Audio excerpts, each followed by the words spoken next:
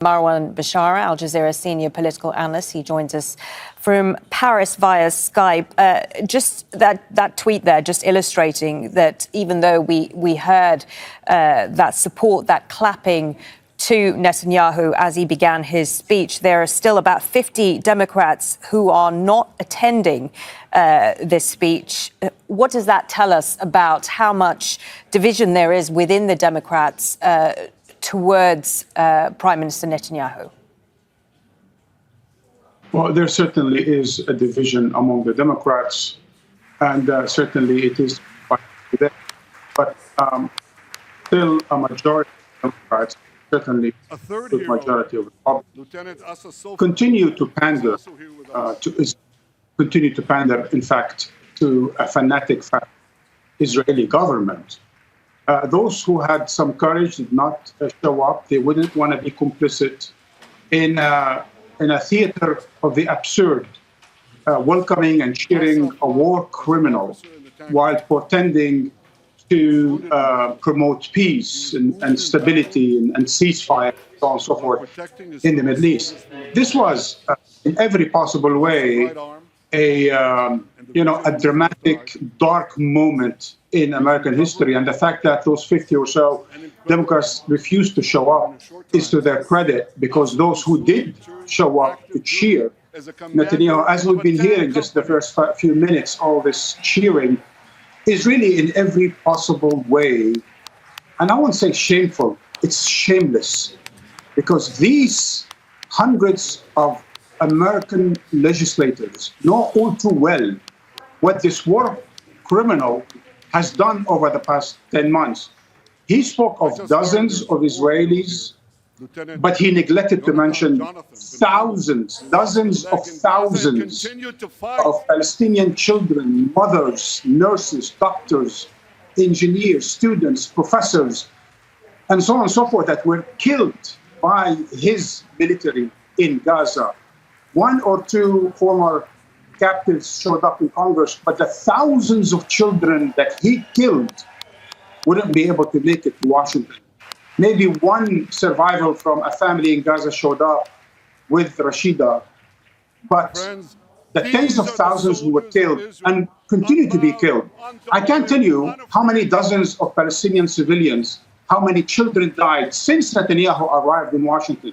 Probably already some Palestinians were killed in the past few minutes as those Congress people and senators were cheering a war criminal. And given everything you've just said, this is his fourth U.S. congressional address. How do you explain his influence on Washington lawmakers? Well, look, there's something called an Israel lobby. It's a very influential, very powerful lobby made up of a number of elements, including Christian evangelicals, some Zionist Jewish organizations, some billionaires, and part of the military-industrial complex that has a lot of investment in Israel. Israel, once upon a time, could have been considered an asset to the United States. Today, it's a burden. There's absolutely zero strategic reason, logic, for why this relationship continues, other than the pandering to the Israel lobby. All of these congressmen, senators there, few of them are fanatic, religious fanatics, ideological fanatics, like, for example, the Congress Speaker, Mike Johnson. He's like a Ben Gvir of the United States. Religious fanatic who is more than happy to see kingdom come in the so-called Holy Land, where it's very unholy nowadays, in order to please his religious fanatical following in the United States.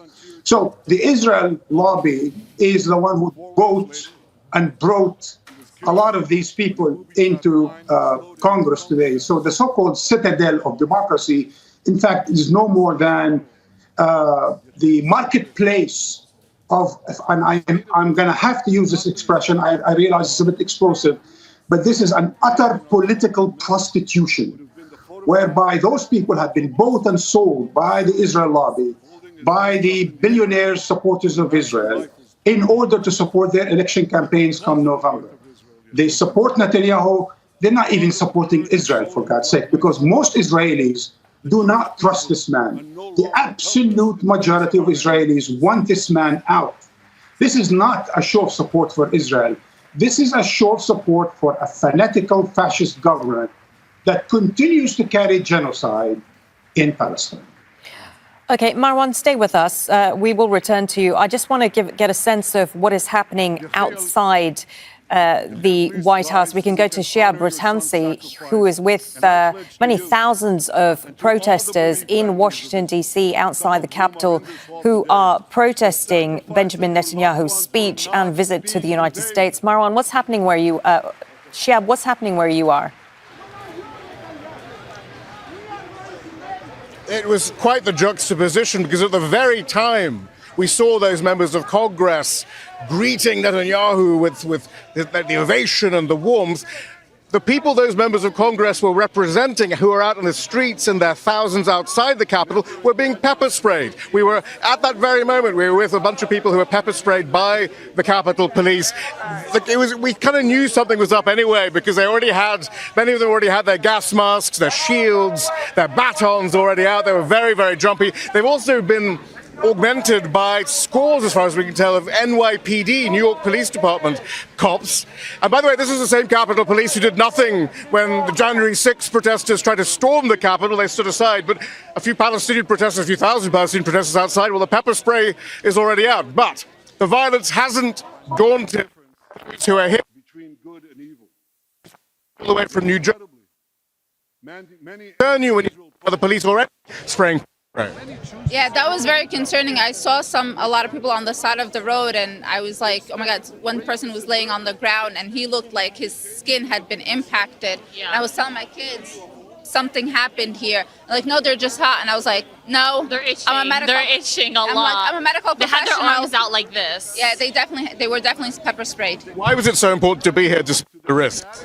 Oh, well, we're here to tell Netanyahu that he's not welcome here. He's not really welcome anywhere. The only place that he belongs is behind bars. And I don't think there's more risk, more important than the children's lives that are being taken every single day. I'd risk my life every single day for those kids in Palestine.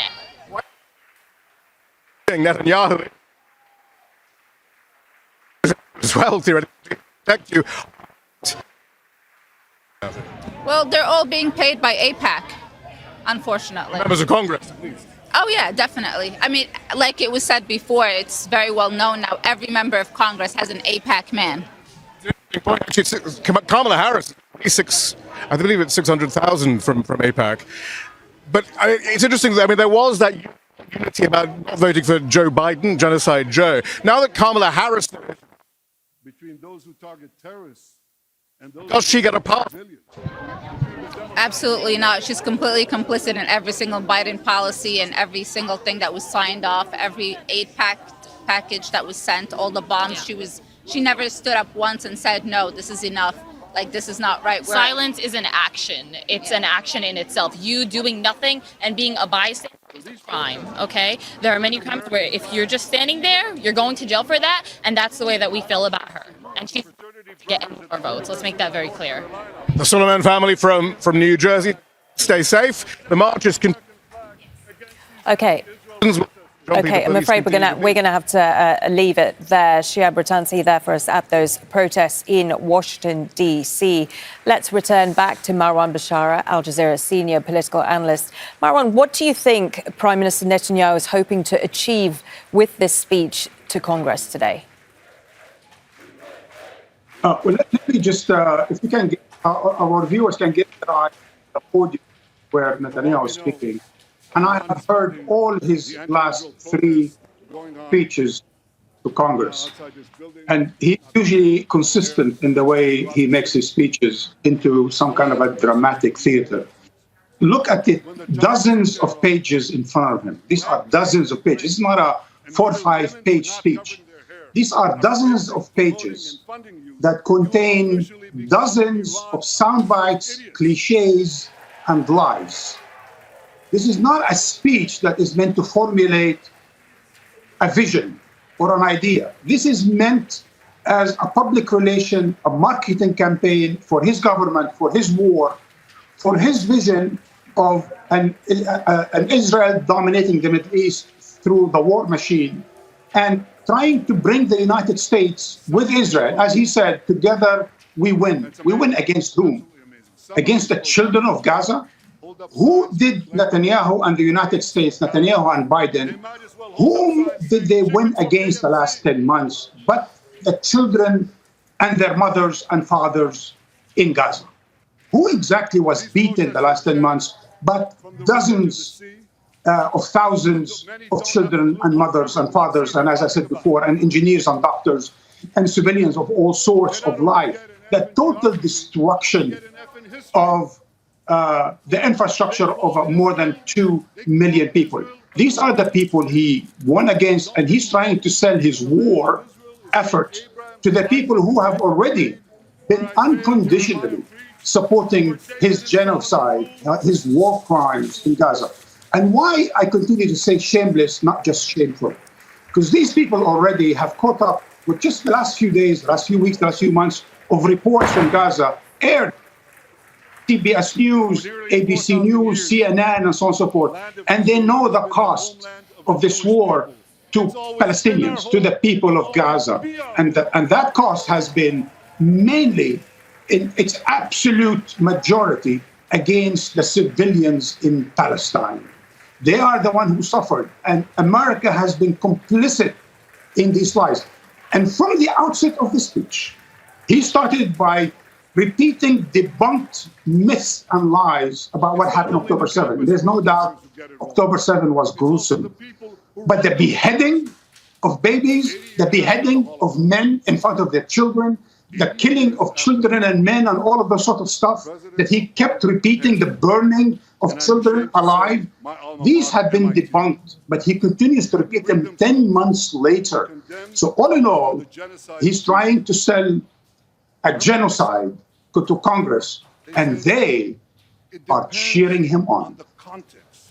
OK, thank you for that. Marwan Bishara, Al Jazeera's senior political analyst, speaking to us there from Paris.